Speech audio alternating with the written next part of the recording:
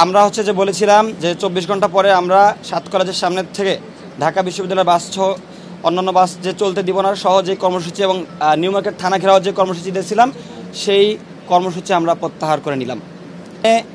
বিভিন্ন দলের বিভিন্ন মানুষের ইনভলভমেন্ট থাকতে পারে এবং পুরো বিষয়টার জন্য আমি ঢাকা বিশ্ববিদ্যালয়ের যে প্রভিসি স্যার আছেন তাকে দায়ী করব।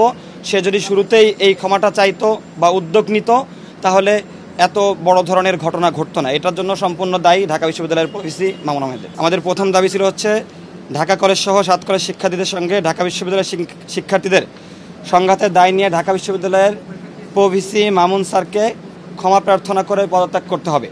এই বিষয়টি নিয়ে কথা বলা হয়েছে এখন থেকে ঢাকা কলেজ সহ 7 কলেজ সংশ্লিষ্ট কোনো কমিটির সাথে প্রভিসি মামুন স্যার আর কোনোভাবে কানেক্টেড থাকবে না, এই কথাটা বলা হয়েছে।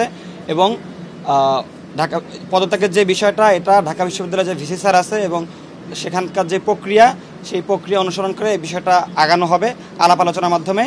ওই দিন যে সকল শিক্ষার্থীরা জড়িত ছিল ওইখানে উপস্থিত ছিল তাদের সাথে আলাপ আলোচনার মাধ্যমে এই বিষয়টা আগানো হবে।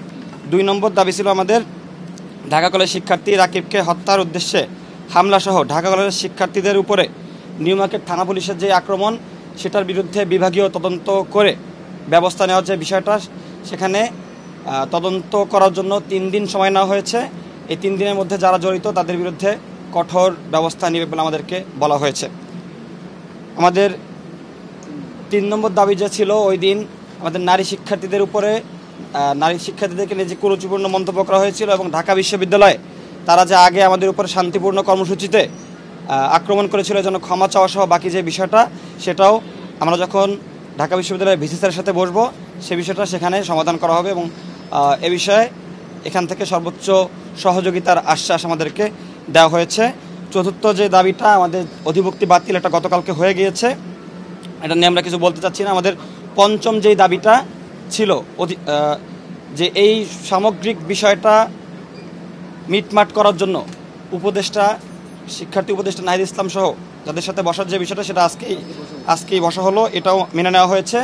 ষষ্ঠ যে দাবিটা ঢাকা বিশ্ববিদ্যালয় সংশ্লিষ্ট এরিয়ায় ঢাকা বিশ্ববিদ্যালয়ের বাহিরে যে সাধারণ শিক্ষার্থীরা আছে এবং সাধারণ জনমানুষ আছে তাদেরকে যে এতদিন ঢুকতে দেওয়া হইতো না, এই বিষয়টা আমরা বলেছিলাম যে এখন থেকে সিটি কর্পোরেশনের রাস্তা সবার জন্য উন্মুক্ত করে দেওয়া হবে। আমাদেরকে জানানো হয়েছে যে এটা ইতিমধ্যে সবার জন্য উন্মুক্ত করে দেওয়া হয়েছে। মোটামুটি আমাদের সব দাবিগুলোর বিষয়ে অত্যন্ত পজিটিভ এবং যেগুলো তাৎক্ষণিক পূরণ করা সেগুলো পূরণ করা হয়েছে।